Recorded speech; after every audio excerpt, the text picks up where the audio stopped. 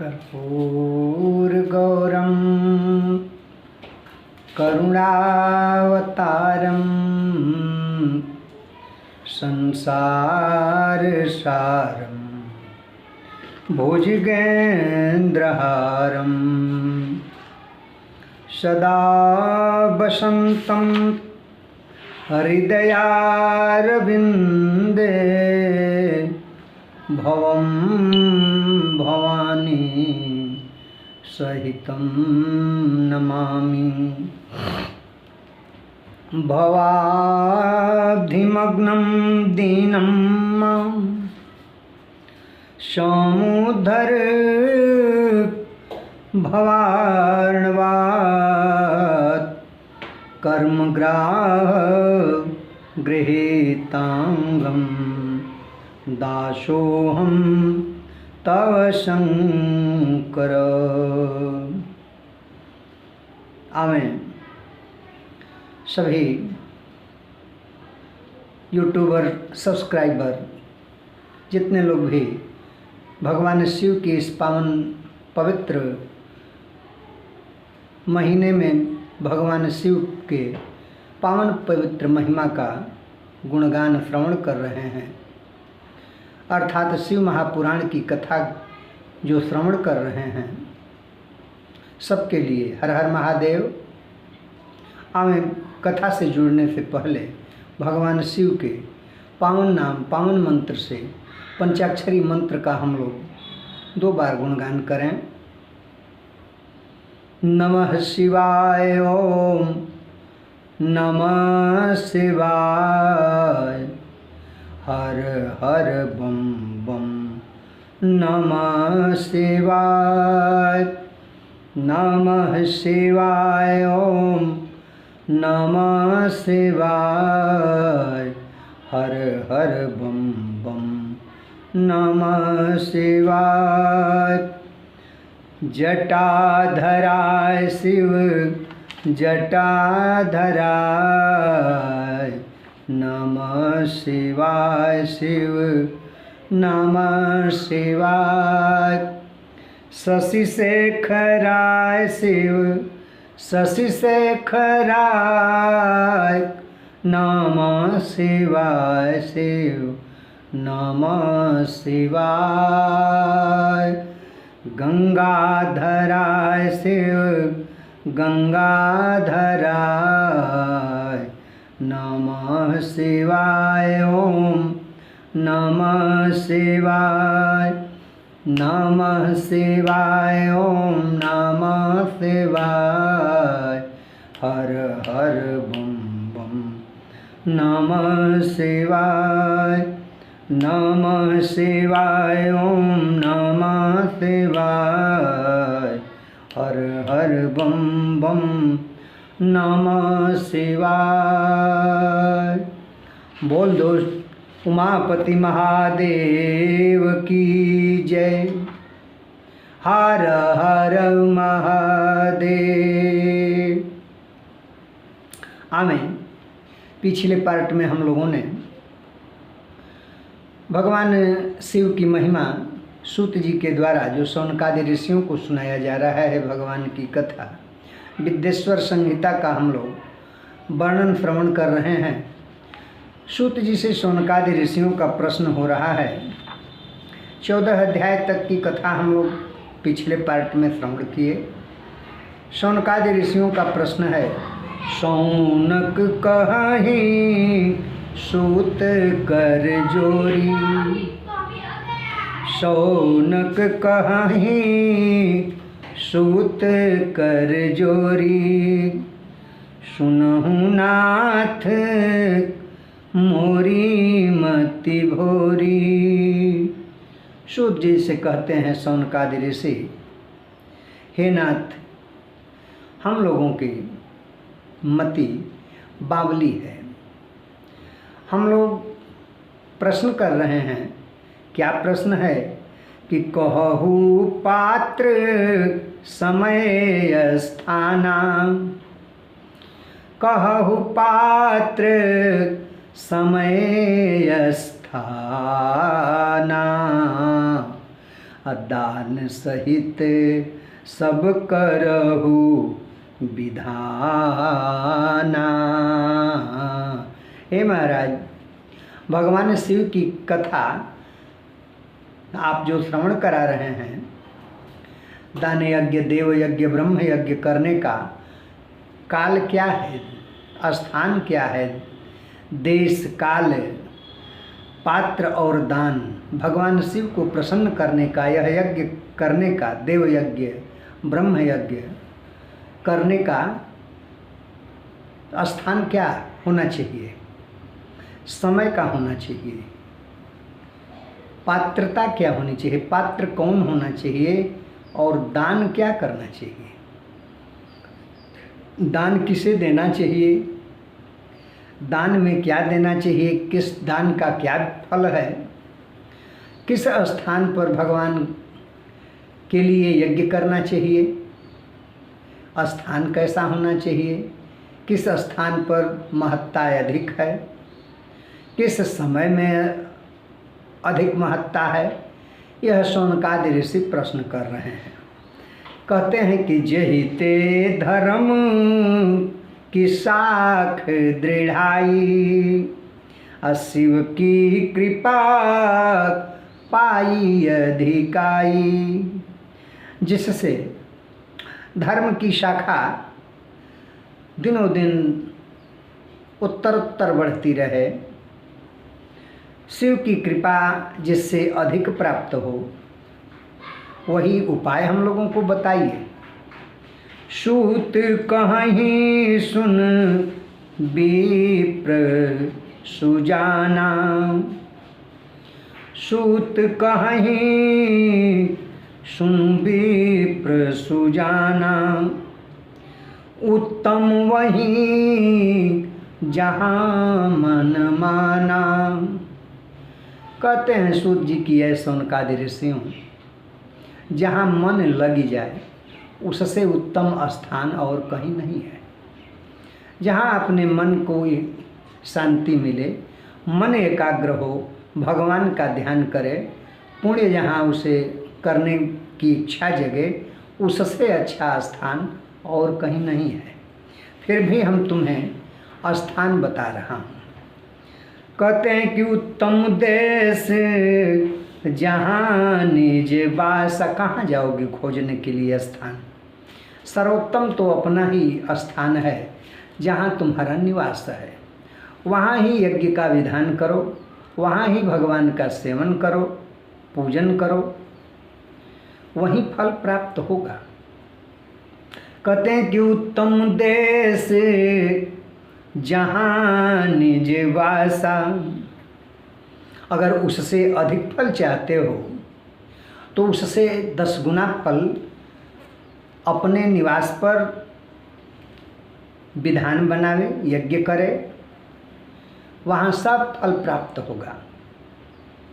लेकिन अगर उससे अधिक फल की इच्छा है तो 10 गुण तासु जहाँ गोबासा, उससे 10 गुना फल जहाँ गौशाला हो। पुण्य के कार्य अपने निवास पर करें, फल प्राप्त होगा। अगर उससे अधिक फल की इच्छा है तो गौशाला में यज्ञ का विधान करें, जहाँ गौशाला हो, गाय जहाँ रहती हो। कहते हैं गाय गौ जिस क्षेत्र में रहती है 10 बीघे की भूमि शुद्ध मानी जाती है। कहते हैं कि 10 गुण तासु जहाँ गौबासा, 10 गुना फल प्राप्त होगा जहाँ गौ का गौशाला हो, वहाँ यज्ञ करें। अपने निवास से 10 गुना गौशाला में। कहते हैं अगर इससे भी ज़्यादा फल की इच्छा हो तो रहे जलाशय ते ही ते ऊपर, उससे 10 गुना जहाँ जलाशय हो वहाँ फल प्राप्त होता है। जलाशय देख करके वहाँ आयोजन करें। कहते हैं अगर उससे भी ज़्यादा फल की इच्छा हो तो तुलसी बेल अरु पीपल तरुअर, तुलसी का वृक्ष हो, पीपल का वृक्ष हो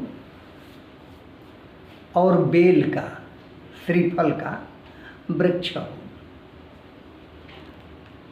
जलाशय से भी 10 गुना फल तुलसी के सानिध्य में, बेल के सानिध्य में और पीपल के सानिध्य में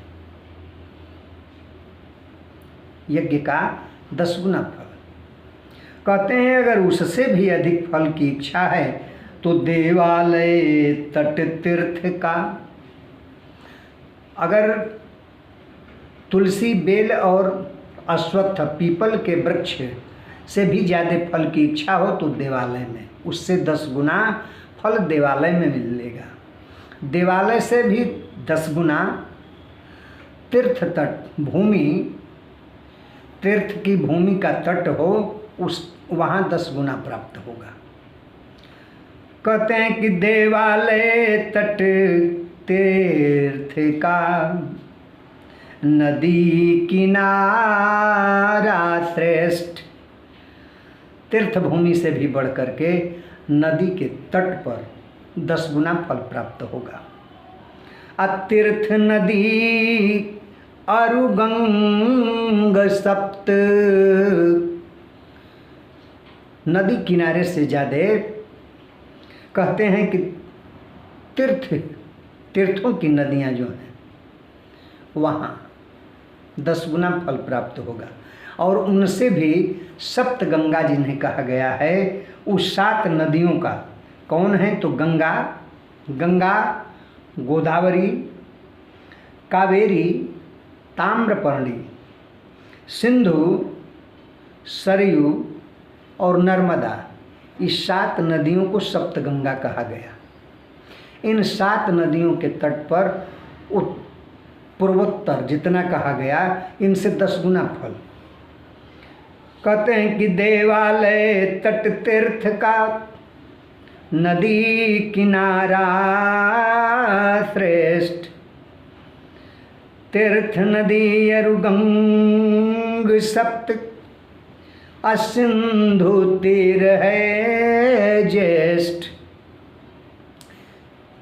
इन सबसे उत्तम अगर सबसे ज़्यादा फल की इच्छा हो तो सागर के तट पर चले जाएं और सागर तट पर ऐसा विधान करें, कथा का विधान करें, यज्ञ का, देव यज्ञ, ब्रह्म यज्ञ, ज्ञान यज्ञ, जिस यज्ञ का विधान सबसे उत्तम, सबसे अधिक फल सागर के तट पर। लेकिन कहते हैं कि जहाँ मन मान जाए, जहाँ मन एकाग्र हो, शांति मिले, उसे सबसे ज़्यादा फल तो वहीं प्राप्त होगा। अच्छा महाराज, ये तो स्थान बता दिए, अब समय बताइए किस समय पर फल प्राप्त होगा, सबसे अधिक फल कब होगा।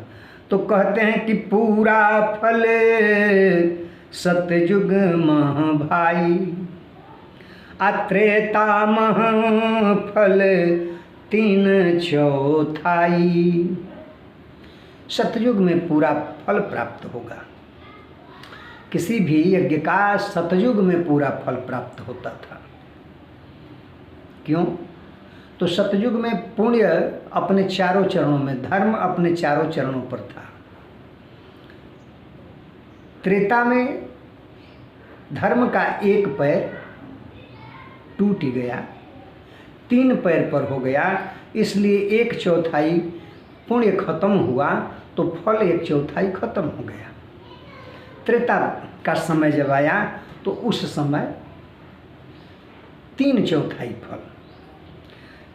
कहते हैं कि आधा फल द्वापर मह होई, द्वापर में आधा ही फल होगा, क्योंकि 2 पैर धर्म का टूट गया। 1/4 कली कह सब कोई, कलयुग में तो 1/4 फल प्राप्त होगा, केवल धर्म एक ही पैर पर टिका रहेगा, केवल दान ही धर्म का एक पैर रह जाएगा। कहते हैं क्या कलयुग में भी यह समय आएगा? हाँ, आएगा ना। कलयुग में कहा जाता है,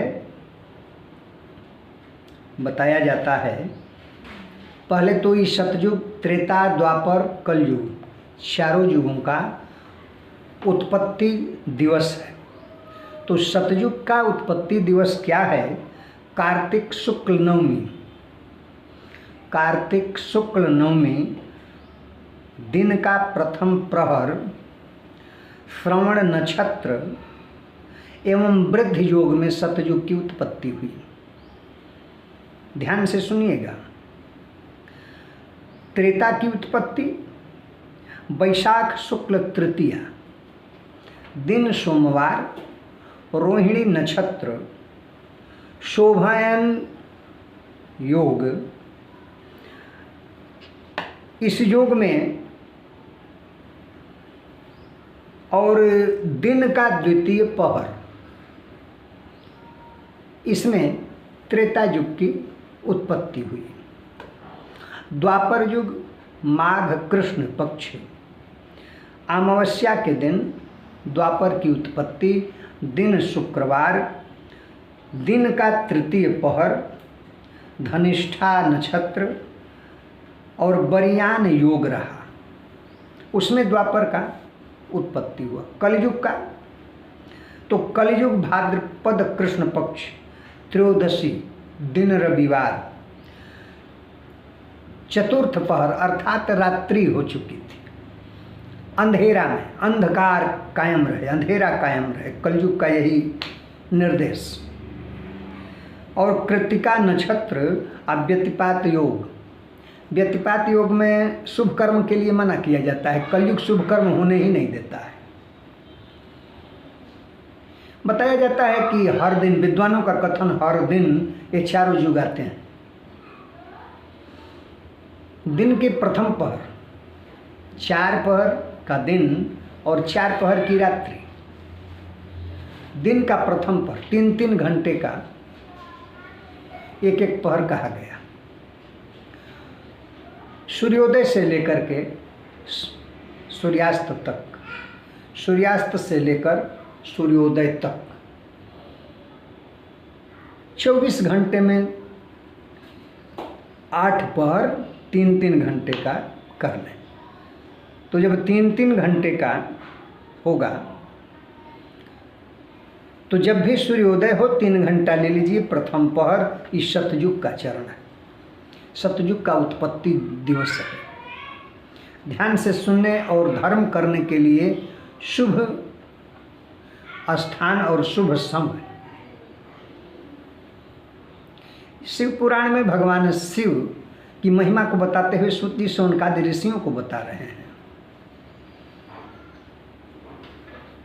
प्रथम पहर सतयुग का, द्वितीय पहर, प्रथम पहर में मन जो है रात्रि शयन के बाद जब जागृत अवस्था में आता है तो उस समय मन कुछ धर्म की तरफ ज़्यादा होता है। तो वह सतयुग का समय है। 3 घंटा व्यतीत होने पर मन कुछ अब कामनाओं की तरफ चलता है, तो त्रेता का युग है। कहते हैं 3 घंटा उत्तरेता का समय माना गया। 3 घंटे के बाद अर्थात सूर्योदय के 6 घंटे बाद द्वापर का। द्वापर में तीसरा चरण, तीसरा पहर और 2 चरण खत्म हो गया धर्म का। अब आधा खत्म है आधे का, तो उस समय कामनाएं बहुत बढ़ गई होती हैं। लगभग 2 पहर व्यतीत हो गया होता है। अब रह गया कलयुग। तो 3 पहर व्यतीत होने के बाद जब कली का चौथा पहर दिन का आता है तो रात्रि हो जाती है और रात्रि अंधेरा हो जाता है। कली का भी यही है, अंधेरा कायम रहे अर्थात पुण्य न हो। कहते हैं कि सूत जी की शौनकादि ऋषियों इस तरह से काल विवरण, समय का विवरण कर बताते हुए कलयुग में चौथाई फल प्राप्त होगा। कहते हैं समय का है तो विषुवत् कर्क मकर की रेखा, विषुवत् कर्क रेखा, विषुवत रेखा और मकर रेखा, इन तीनों की जब संक्रांतियां हो, सूर्य जब इन पर हो, अशुभ दिन ते 10 गुण कर लेखा। सामान्य दिनों से इन संक्रांतियों पर किया हुआ कर्म 10 गुना माना जाता है, 10 गुना फल देता है। कहते हैं इन संक्रांतियों पर किए हुए फल से भी अगर ज़्यादा फल की इच्छा हो तो चंद्र ग्रहण शुभ यही ते भाई। जब चंद्र ग्रहण हो उस समय पुण्य का फल इससे भी 10 गुना प्राप्त होता है। अगर उससे भी ज़्यादा फल की इच्छा हो तो सूर्य ग्रहण जब हो, अरे सूर्य ग्रहण सबते अधिकाई, सूर्य ग्रहण में। और सूर्य ग्रहण में क्यों? तो सूर्य रूपी जगत में राहु रूपी विष का प्रवेश होता है, अर्थात शुभ कर्म होने नहीं पाता, इसके लिए विष के समान होता है। उस समय अगर पुण्य जो करे उसका अनंत गुना फल होता है। कहते हैं कि अगर उससे भी ज़्यादा फल की इच्छा हो तो हे विप्रवर, संत संग महिमा विख्याता, अकोटिक सूर्य ग्रहण फलदाता। अगर संत का समागम हो जाए, संत के संगति में, उसके सामने अगर शुभ कर्म हो तो करोड़ों सूर्य ग्रहण से भी अधिक फल देने वाला होगा। अच्छा महाराज समय बतला दिए, पात्र कैसा हो? जब कलयुग में दान ही महान रह जाएगा, एक ही चरण रह जाएगा धर्म का, और उसमें दान ही महान रहेगा तो दान किसको किया जाए? पात्र कौन है? कहते हैं कि पात्र वही है, पात्र वही कहा गया शास्त्र में जो पतन से बचा दे। शिव पुराण में वर्णन आया कि पात्र वही है, पतन्नात् त्रायतीति पात्रम शास्त्रे प्रयुज्यते, दातुश्च पातकात्राणात् पात्रमित्यभिधीयते। कहते हैं कि जो पतन से त्राण करता, अर्थात नरक में गिरने से जो बचाता है, उसके लिए इसी गुण के कारण शास्त्र में पात्र शब्द का प्रयोग किया गया। पात्र वही है जो ब्राह्मण गायत्री लक्ष्य गायत्री विषय रुचारा, अब विप्र करहूँ सोई अंगीकारा। हे शौनकादि ऋषियों, जो ब्राह्मण 24 लाख लक्ष्य गायत्री 20 अरुचारा, 24 लाख गायत्री का जो जप कर लिया हो वह दान देने का पात्र है, वह पूजनीय हो गया ब्राह्मण। जो गायत्री 24 लाख जप दिया वही ब्राह्मण दान लेने का अधिकारी और पूजनीय हो गया। कहते हैं कि दान देने के लिए पात्र अगर ढूंढना है तो सबसे महान पात्र तो वही है जिसको आवश्यकता हो, जिस वस्तु की, वह वस्तु उसे दे दी जाए। भूखे भोजन प्यासे पानी, अनग्न बसन दे जानो दानी। भूखे को अन्न दे, प्यासे को पानी, प्यासा हो उसे पानी पिला दे। कहते हैं जो नंगा हो, वस्त्र विहीन हो, उसे वस्त्र दान कर दे। सबसे महान दानी तो वही है। भूखे भोजन प्यासे नीर, इतना बाटे संत कबीर। कबीरदास जी भी कहते हैं कि भूखे को भोजन दो, प्यासे को नीर दो, वस्त्र विहीन है तो वस्त्र दो। दान देत जो करे सवाला। दान लेने के लिए अगर कुछ याचना करने के लिए कोई आया हो तो बिना जाने बिना पूछे अगर दान देता है तो पूरा का पूरा फल उसको प्राप्त होता है। लेकिन अगर दान देने में पहले सवाल करे, अच्छा तो बाबा ये लोगे तो क्या करोगे, अच्छा बाबा ये कहाँ यज्ञ हो रही है, कहाँ के लिए मांग रहे हो, एक पर एक सवाल करके अब दान देता है तो कहते हैं कि दान देत जो करई सवाला तो पुण्य अरध मेटही तत्काला। वो अपना आधा पुण्य तो उसी समय खत्म कर दिया। हर 12 मास का बिलग विधाना, माह चैत ते सुनहूँ सुजाना। सूत जी कहते हैं कि संक्षिप्त में हम तुम्हें दान का विधान बता रहे हैं। 12 महीने के लिए किस महीने में क्या दान करना सबसे उत्तम माना गया।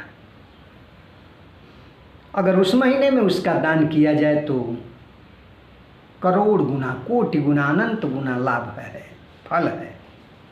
क्या है महाराज? तो चैत महीने से शुरू किए और फाल्गुन तक, चैत, बैसाख, जेठ, आषाढ़, सावन, भादो, क्वार, कार्तिक, अगहन, पूष, माघ, फागुन, 12 महीने के लिए दान बताए। क्या बताए? गाय भूमि तिल स्वर्ण घी, आबसन धान्य गुड़ खान, रजत लमड़ फल कासिको, फाल्गुन कन्यादान। कहते हैं कि चैत माह में गाय का दान करें, बैसाख में भूमि का दान करें, जेठ में तिल का दान करें, आषाढ़ में सोने का दान करें, श्रावण मास में घी का दान करें, भादव मास में वस्त्र का दान करें, अश्विनी मास में, क्वार मास में अन्न का दान करें, कार्तिक में गुड़ का दान करें, अगहन में चांदी का, रजत का दान करें, पूष में नमक का दान करें, माघ में काशी फल कोहड़े का दान करें और फाल्गुन मास में कन्या का दान करें। ये 12 महीने का 12 दान का विधान बताए। कहते हैं कि किस दान से क्या फल होता है? कहते हैं सूत जी की, ये शौनकादि ऋषियों, कर्म वचन मन समन गोदाना। मनसा वाचा कर्मणा से किए हुए पाप का ये गोदान जो है समन कर देता है, नाश कर देता है। अधरा दान द्वय लई अस्थाना, पृथ्वी का दान करके इहलोक और परलोक दोनों में अपने लिए स्थान बना लेते हैं। तिल करी दान मरण ले जीती, तिल का दान करने वाला लंबी आयु, चिरायु प्राप्त करता है। स्वर्ण करे बल वीर ते प्रीति, स्वर्ण दान करने वाला बलवर्धक वीर्यवान होता है। कंचन दान आयु विस्तारा, धान्य बढ़े धन अन्न तुम्हारा। सोने का दान करने वाला लंबी आयु वाला होता है। धन धान्य दान करने वाला दोनों लोक में, इहलोक और परलोक में, उसके लिए अन्न और धन की कमी कभी नहीं होगी। कहते हैं कि गुड़ दान करने वाला तो व्यंजन पाई मधुर गुण दाना, रजत करे तब वीर विधाना। बहु प्रकार के व्यंजन भोग पाता है जो गुड़ का दान करता है। चांदी का दान करने वाला वीर्यवान होता है। खडरस भोजन लवण दिलाई, कन्यादान ते भोग सब पाई। नमक का दान करने वाला खडरस भोजन प्राप्त करता है और कन्यादान करने वाला इहलोक और परलोक दोनों लोकों में सारे भोगों को प्राप्त करता है। कहते हैं इंद्रिय तृप्ति है तो शुभ दाना, आ दसों देवता करे कल्याणा। दसों इंद्रियों की 10 देवता कहे गए और इनकी तृप्ति के लिए शुभ दान अगर किया जाए, जैसे नासिका के देवता हैं अश्विनी कुमार, रसना के देवता हैं वरुण देव, त्वचा के देवता हैं वायुदेव, वाणी के देवता हैं अग्निदेव, लिंग के देवता हैं प्रजापति, गुदा के देवता हैं मित्र, हाथों के देवता हैं इंद्रदेव, पैरों के देवता हैं विष्णु भगवान। प्रणाम इसीलिए पैर का किया जाता है। पैर छू करके प्रणाम इसीलिए किया जाता है क्योंकि पैरों के देवता तो भगवान विष्णु हैं। हमारा सनातन एक से एक विधान बनाया है। पैर स्पर्श करके प्रणाम करने का विधान यही है। कहते हैं सूत जी ये सौनकादि ऋषियों,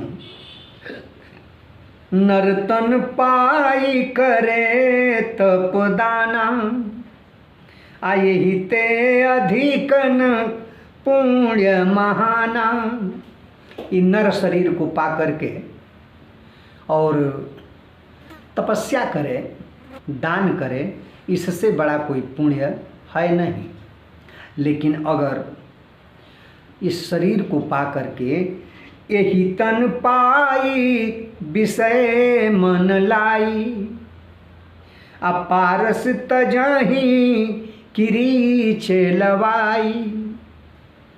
कहते हैं अगर इस शरीर को पा करके विषय में मन लगावे, विषय में ही लीन रहे, तो कैसे है जैसे पारस पत्थर को छोड़कर, पारस को छोड़कर किरीच में मन लगावे। सूत जी कहते हैं सौनकादि ऋषियों, इस तरह से दान का भेद, देश काल पात्र और दान का भेद बताते हुए सूत जी सौनकादि ऋषियों से कहते हैं कि सब करते हुए भगवान शिव में मन लगा करके सब कुछ करें, जहाँ हैं वहीं शिव में मन लगा दें, सबका फल तत्काल प्राप्त हो जाएगा। सूत जी सौनकादि ऋषियों के साथ भगवान शिव की वंदना करते हुए किसी भक्त की विनती भगवान शिव से, भोले बाबा तोहरी दुअरिया पर भिखरिया आइल बा, हो भिखरिया आइल बा। भोले बाबा तोहरी दुअरिया पे भिखरिया आइल बा, हो भिखरिया आइल बा। जग में कौनो ना आधार, बैरी लागे सब संसार। जग में कौनो ना आधार, बैरी लागे सब संसार। बाबा ज्ञान बुद्धि से हीन एगो अनरिया आइल बा, हो भिखरिया आइल बा। भोले बाबा तोरी दुअरिया पे भिखरिया आइल बा, हो भिखरिया आइल बा। तोहर दीनन के दरबार सुनली करेला उधार। तोहरा दीनन के दरबार सुनली करेला उधार। लेके नीर नयन बिच बाबा कठिन डगरिया आइल बा। हो भिखरिया आइल बा। भोले बाबा तोर दुअरिया पर भिखरिया आइल बा। हो भिखरिया आइल बा। कैसे कोही ए सरकार तोहरे महिमा अगम अपार। कैसे कोही ए सरकार तोहरो महिमा अगम अपार। चंद्रस बम बम बोलत लेके कांधे कंवरिया आइल बा। हो भिखरिया आइल बा। भोले बाबा तोहरी दुअरिया पे भिखरिया आइल बा। हो भिखरिया आइल बा। बोल दो बाबा भोलेनाथ की जय। उमापति महादेव की जय। हर हर महादेव।